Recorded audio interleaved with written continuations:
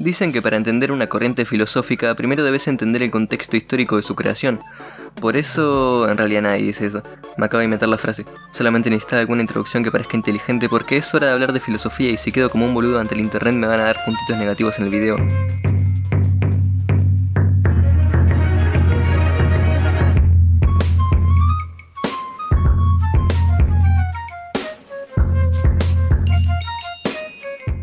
En el mundo hay mucha gente. Hay gente bruta y gente astuta. Hay ateos, también hay gente religiosa, como pueden haber vírgenes y prostitutas. Hay ricos y pobres y clase media, y cosas bonitas y un par de tragedias. Pero... Como yo me muevo, no se mueve nadie. Sabiendo que hay tanta gente distinta en el planeta, es, por lo tanto, una consecuencia lógica darse cuenta de que muchas de estas personas tienen formas de ver al mundo diferentes. Eso pensaba Heráclito, un filósofo cuyo alumno se llamaba Empédocles, y es gracioso saber que existe un filósofo con ese nombre, mientras ideaba una manera de hacer una corriente filosófica tan fuerte que es capaz de hacer que se depriman todas las personas distintas que acabo de escribir. El determinismo es la idea filosófica de que todas las cosas que pasaron y van a pasar estaban determinadas a pasar desde el principio del tiempo. O sea, cada evento en la historia de la humanidad, cada uno de tus pensamientos y observaciones del mundo, cada estrella que nació y cada estrella que murió no son nada más que el producto inevitable de la distribución de materia y energía desde el principio del universo. El punto de vista determinista dice que, si un ser en el mundo sabe perfectamente y precisamente cómo funciona un sistema, ese ser te podrá decir qué hará específicamente el sistema en situaciones futuras. O sea, si sé la posición de una moneda, la fuerza con la que la tirás, cómo interactúa con el aire, la fuerza que ejerce la gravedad sobre ella, y todo factor existente afectándola, entonces te puedo predecir con certidumbre si esa moneda saldría caro o si saldría cruz. Algunos de ustedes van a escuchar eso y van a pensar, sí, obvio, y supongo que está bien que piensen eso, pero teniendo en cuenta cómo organizamos nuestra sociedad y la popularidad de términos como libre albedrío, responsabilidad personal y... Señor, esto es un McDonald's, me temo que no se vende ketamina en este establecimiento. Uno podría pensar que el concepto de determinismo es menos popular de lo que es. Esta idea de que podemos tomar nuestras propias decisiones sin influencia externa directamente colisiona con la idea de que nuestras decisiones están previamente determinadas por las reacciones químicas y físicas que ocurren en nuestros átomos y su alrededor. Y no quiero hacer este video no antirreligioso, pero al menos la mayoría de religiones que conozco tienen esta idea medio paradójica de que hay un Dios todopoderoso que nos otorgó libre albedrío, y a su vez, ese mismo Dios es un ser que sabe todo e hizo todo, por consecuencia sabiendo pasado, presente y futuro de cada cosa que creó, y eso probaría que no nos dio libre albedrío porque él mismo decidió qué es lo que va a pasar en nuestro futuro. Así que ya tenemos un gran sector de la población teniendo creencias innatamente contradictorias con el determinismo, y no tengo nada en contra de eso, pero me parece necesario remarcar que esta idea que parece tan obvia, no es obvia para algunas personas. Estas personas, noté yo, y un par de personas más, pero déjenme ser feliz por una vez en la vida, se dividen en por lo general tres categorías: los críticos religiosos, los críticos cuánticos y la gente a la que no le importa y nunca se lo puso a pensar bien, pero igual activamente participa en el uso de términos como libre albedrío y responsabilidad personal. Los críticos religiosos del determinismo indican que, bueno, no puede estar posiblemente todo predeterminado porque su libro aclara que tenemos libre albedrío, que ya expliqué antes porque no me parece una buena crítica si seguís la lógica de las otras cosas que aclara ese libro. Pero los críticos cuánticos son un caso más interesante porque en la superficie su argumento tiene sentido. La física nos dice que dado un neutrón, si lo abandonas en espacio vacío por el suficiente tiempo, se va a decaer y va a formar un neutrino, un electrón y un protón. Todo piola y aburrido. El tema es que, al experimentar sobre este fenómeno, se observó que, sin importar cuánto se replicaban las condiciones que causaran el decaer al neutrón, nunca se podía replicar exactamente el resultado de cuánto tiempo tardaba el neutrón en decaer, probando que el determinismo es falso porque no podés predecir con seguridad ese fenómeno específico, y quién sabe qué otros fenómenos específicos no podemos predecir. La razón por la que este argumento parece tener sentido cuando recién lo escuchás es que te están hablando de física cuántica. Fue amigo eso de lo que habló Einstein y Stephen Hawking y Copenhagen y Iron Man. Tienen que tener razón porque eso es de inteligente. Pero una vez que apagás esa parte del cerebro y repasás el argumento, empieza a derrumbarse un poco y a perder credibilidad. En primer lugar, asume que nosotros tenemos suficiente conocimiento sobre la materia y la física para replicar perfectamente las condiciones originales del neutrón. O sea, siendo sincero, no sé nada de física, pero no necesitas saber mucho de física para enterarte de la cantidad de debates dentro de la comunidad científica sobre el tema. Por ejemplo, el tiempo es un fenómeno que en cada iteración del experimento tiene que haber cambiado necesariamente, o sea que es posible imaginar que esos neutrones no actúan al azar, sino que actúan predeciblemente y determinísticamente, y nosotros nomás no replicamos la circunstancia del experimento en su totalidad. Que no sepamos predecir algo no significa que ese algo no pueda predecirse, ni esté predeterminado, significa que no puede ser predicho por nosotros actualmente, que es un tema totalmente distinto. Además, el argumento cuántico no tiene tanto sentido porque Hay un montón de fenómenos que podemos predecir con certidumbre los que actúan neutrones, y no tenemos que preocuparnos porque decaigan o algo así, así que no es como si las partículas subatómicas fuesen tan impredecibles como el argumento nos quiere hacer creer.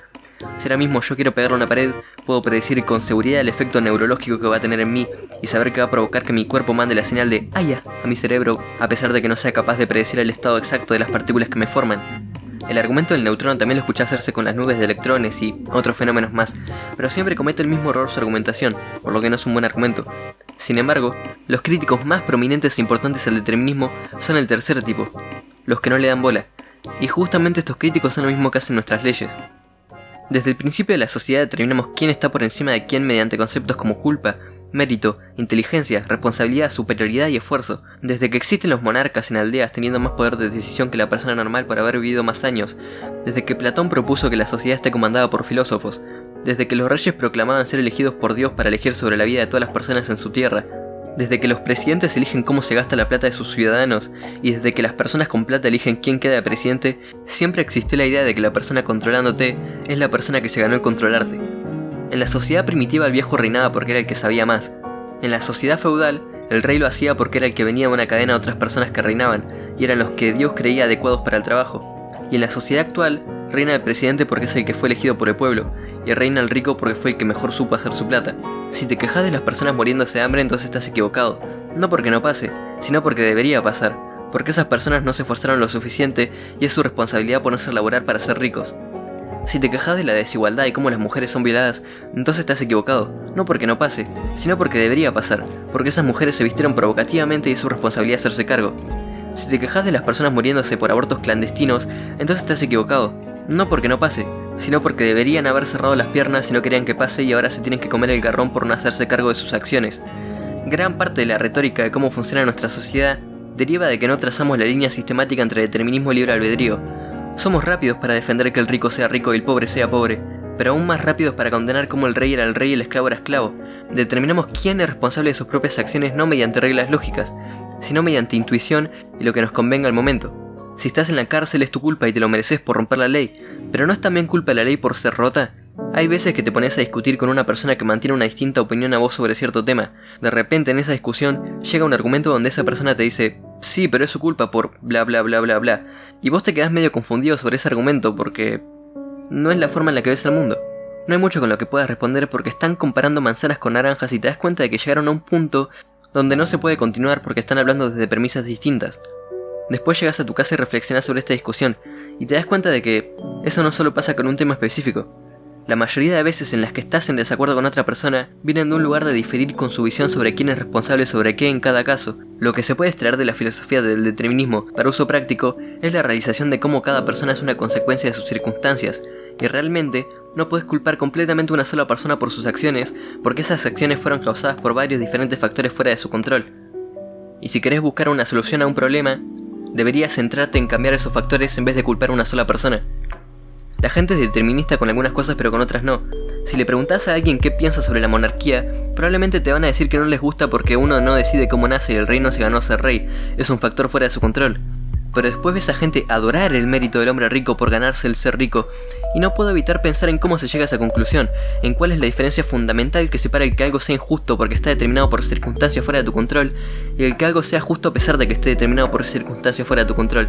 El rico no decide en qué familia nace, ni su posición geográfica, ni sus gustos sexuales, ni su género, ni su raza, ni ninguno de estos factores que afectan sus oportunidades más tarde en la vida, y el que sea capaz de superar esas adversidades con el suficiente esfuerzo y dedicación no es una justificación para que las adversidades existan en un primer lugar, porque un campesino podría, teóricamente, llegar a ser rey con el suficiente esfuerzo si logra matar al rey previo y se disfraza lo suficientemente bien con su piel y es lo suficientemente inteligente como para engañar al pueblo y le mete el suficiente esfuerzo y dedicación a su trabajo. Y si sos un campesino y te quejas de que haya un rey, primero planteate ponerte las pilas para ser rey vos mismo. Pero no veo a nadie defendiendo la monarquía con esa justificación, y por buena razón, porque no tiene sentido. Se puede defender cualquier cosa usando el argumento del mérito y nunca vas a estar equivocado porque el mérito es lo que querés que sea. Entonces, si estoy teniendo una discusión con un amigo que me dice el rico debería manejar la sociedad porque tiene más mérito que el pobre, y yo le digo el pobre debería manejar la sociedad porque tiene más mérito que el rico, la discusión va a dar vueltas en círculos y círculos porque el mérito es subjetivo y no podés discutir una opinión sin estar primero de acuerdo con una premisa.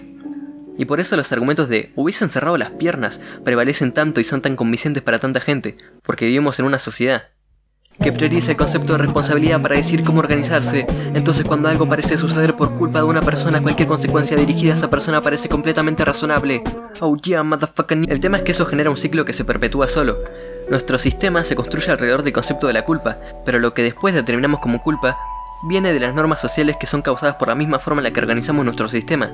Es un círculo vicioso en el que la sociedad define cómo funciona la responsabilidad y la responsabilidad luego define cómo nuestra sociedad ve la responsabilidad para después definir cómo funciona.